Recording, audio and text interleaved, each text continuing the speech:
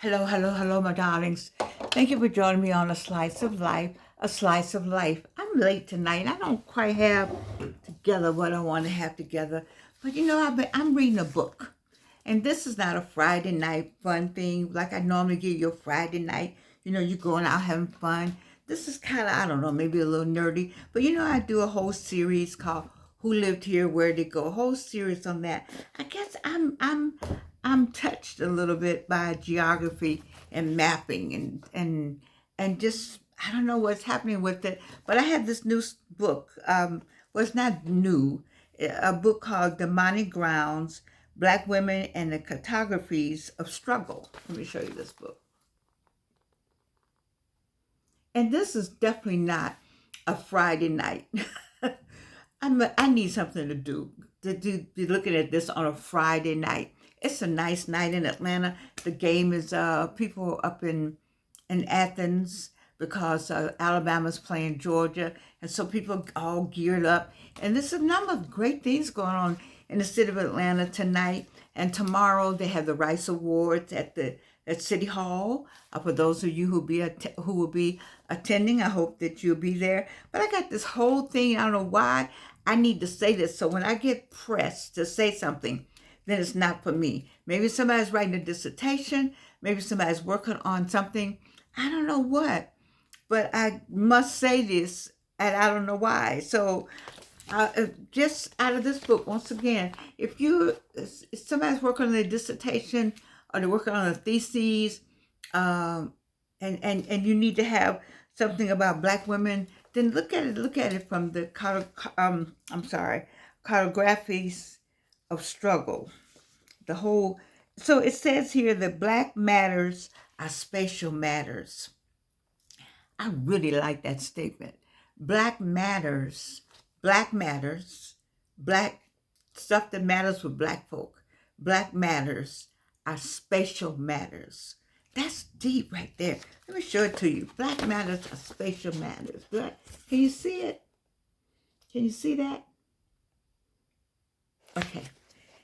And I've been hooked on that. And while we all produce, know, and negotiate space, albeit on different terms, geographies in the diaspora are accentuated by racist paradigms of the past and their ongoing hierarchy. I don't know why sometimes I get words that I can't even see or say, and I know better.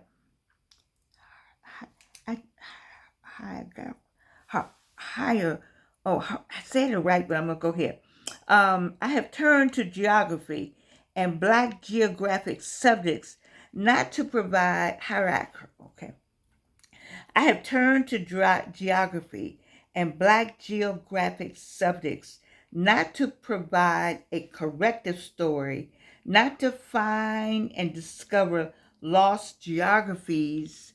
Rather, I want to suggest that space and place give Black lives meaning in a world that has, for the most part, incorrectly deemed Black populations and their attendant biographies as ungeographic and or philosophically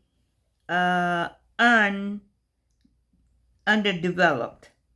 I love that. You got to stop and think about if we were snatched, geographically and brought to another geographic place.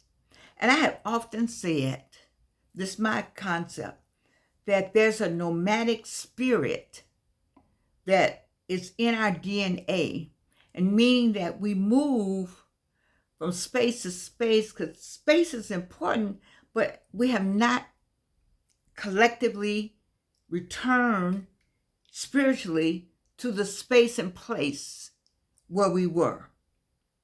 And that space and geography is important to Black lives, to Black people. And then I found this statement that said she didn't say Black lives. She said Black matters are spatial matters.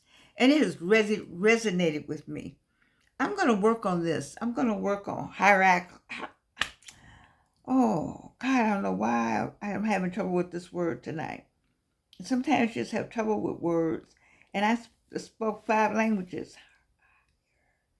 Archival. There you go. Hierarchival. Thank you. I know I'm not crazy.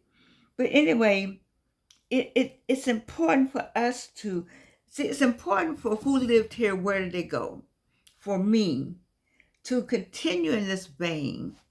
I don't know when I got to this point, but it's been gnawing at me for me to want to talk about GIS mapping, and for me to want to talk about who lived here, where did we go, and for me to continue to delve deeper into the geographies associated. It says geographies of domination, transatlantic slavery, diaspora.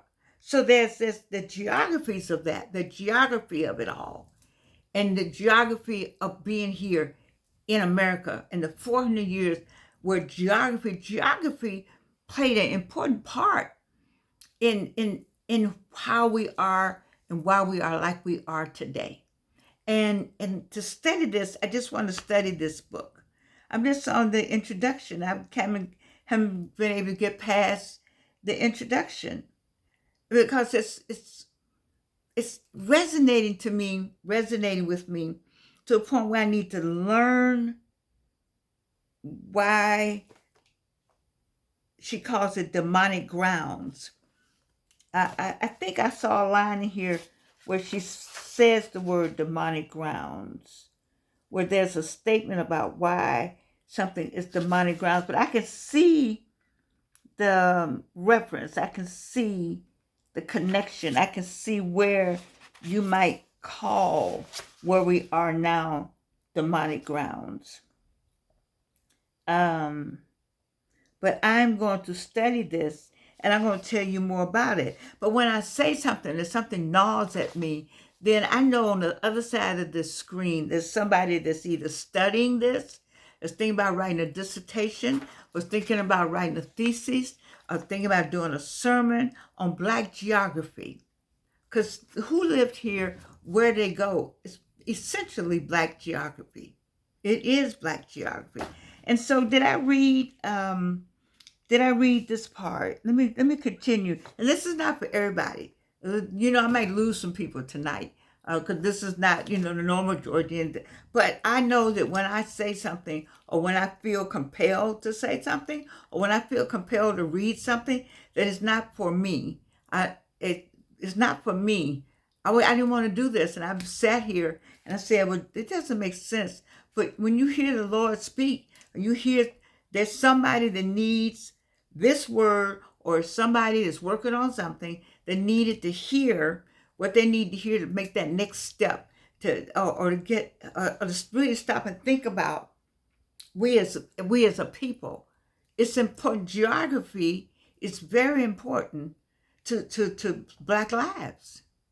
And I don't know if I'm reaching anybody over there. If I hope I am reaching somebody, you can write me a note. But these demonic grounds, this I can see. I really want to read you the part about the slavery and the diaspora and the whole Black geography. So, did I read this? I have turned to geography and Black geographic subjects not to provide a corrective story, nor to find and discover lost geographies. Maybe I read this. Rather, I want to suggest that space and place give Black lives meaning in a world that has, for the most part, incorrectly deemed Black populations and their attendant geographies as ungeographic and or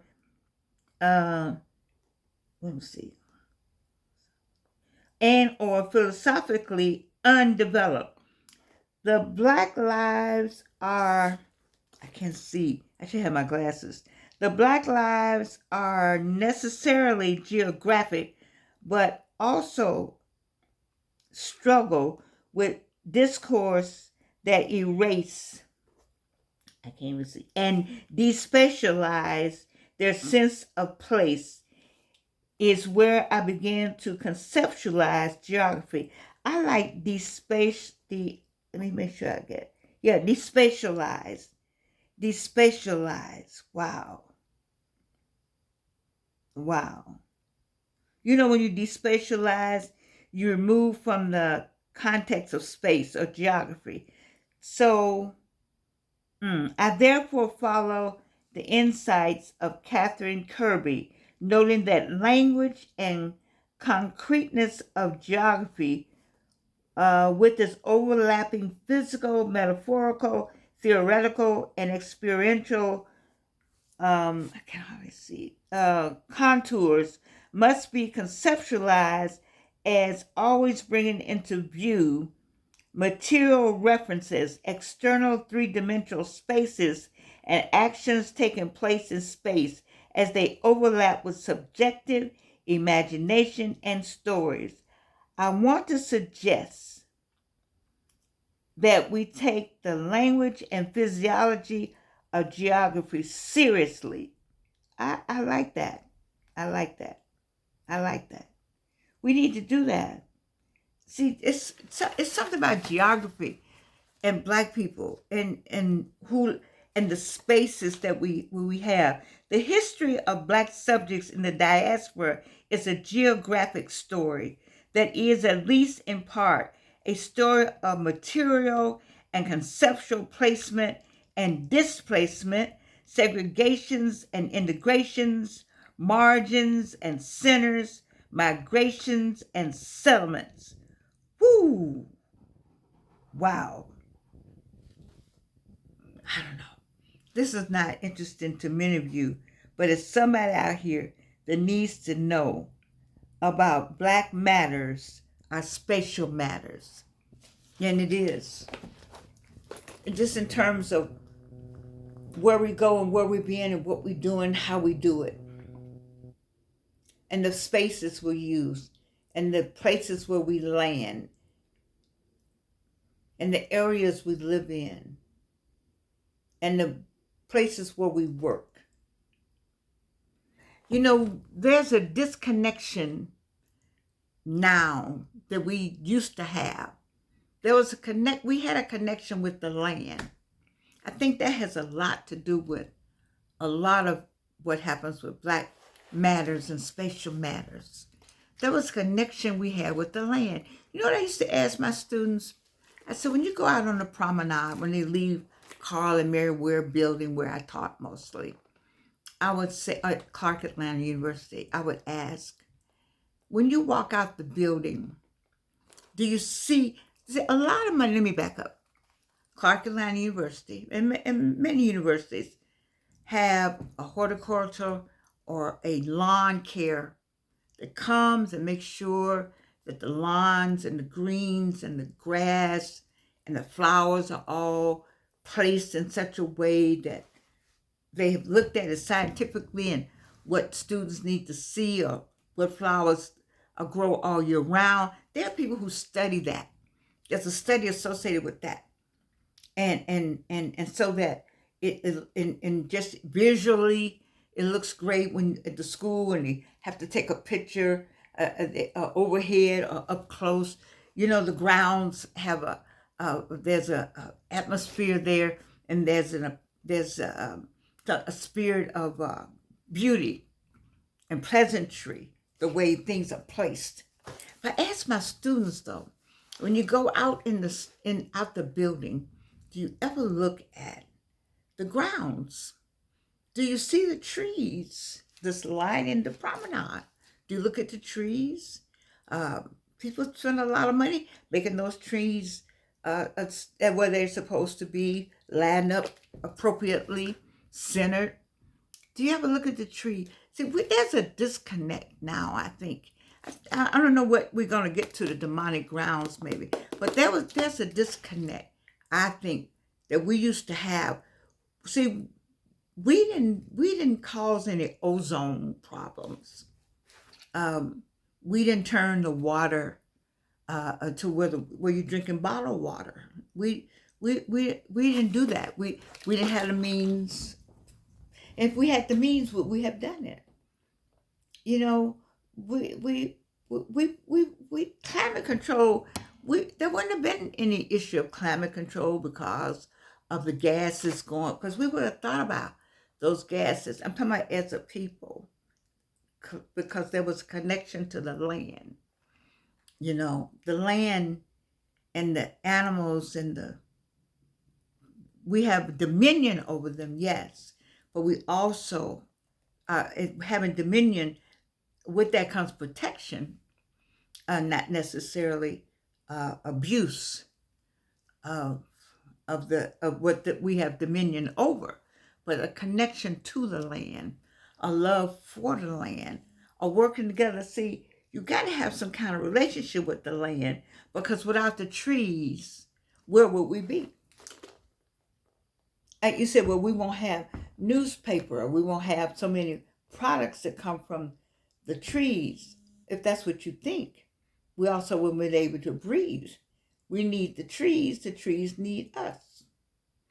And so the connection is not there anymore. But I tell people, look at the grass sometimes, look at the tree. I tell my students, have you listened to the birds? Do you know there are birds out there? And they say, what? No. Walk out the building sometime and listen. There's something about listening to nature. Nature will talk back. We've gotten away from all that training, all of that. So I suppose that's why this book is so interesting to me, and why I have a Who Live Here, Where Do We Go attitude and philosophy about space and place. Space, especially in communities and neighborhoods and in the park, and there's a disconnect right now. And with that disconnect, I think that's interfering, I think, with part of what we do spiritually as a people, and what we know spiritually, I should say, as a people. This is Jordan talking, and I'm talking to everybody tonight. 45, 55, 65, 75. I would like to hear what you have to say, but does anybody out there to hear what I'm saying about nature, and about the disconnect that we have had with it, and why black space, black minds, black matter, has a lot to do with our geography. Geography is very important. And so I'm going to finish reading this book. I'll tell you about it. But it connects to my books that I already have. Who Lived Here, Where Did They Go? We got to protect our space. When we get it, we protect it fiercely.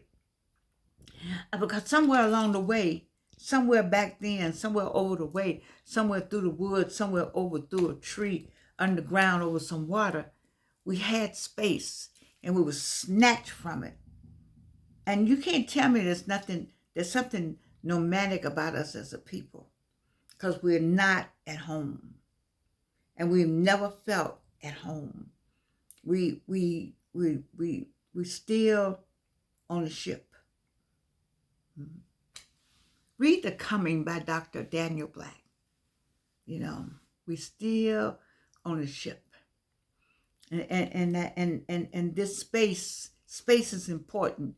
And we get a space, and they take that space. We get this space, and they take that space. We get this space, and they take that space.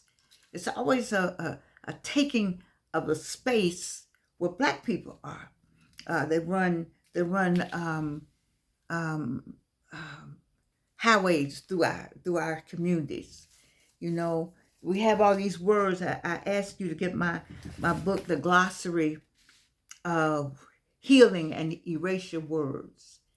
You hear about our blighted communities, and you know what? I am just, nobody knows what it means to be black. My white friends that may be watching this are all confused, but if you thought about white people, don't have anything to worry about. Nothing. because the rules were made for them. The rules that we have were not made for any of us. The rules are made for them.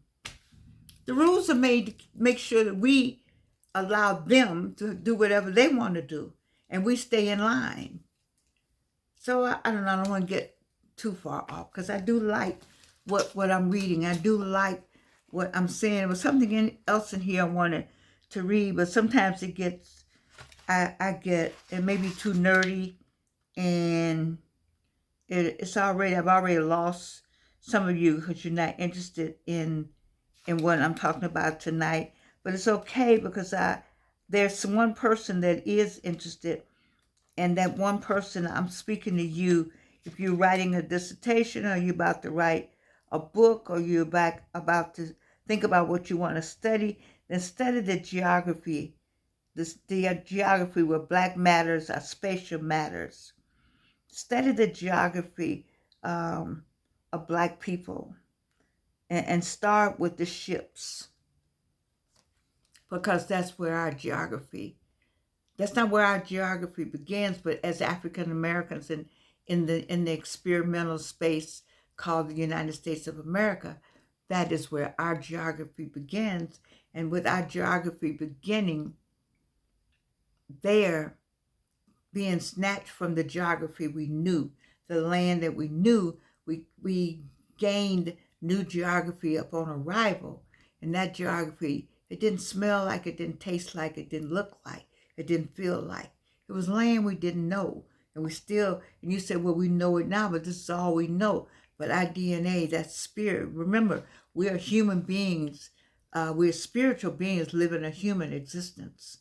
And that spiritual, that's where the nomadic movements, that's where that something doesn't feel right. You see, I told you all to quit laughing at people's first names, because people are struggling with trying to get back to their language. We're struggling with our language. You heard me say that there's a list. I think I want to do one day. I'd like to get somebody to do a dissertation or a master's on the list associated with the studies done on our language. It's always something Black English, blah blah blah, Black English, da da da, Black English, da da da, Black English, da da da, Black English. Oh, Black English. Oh, that's Black English.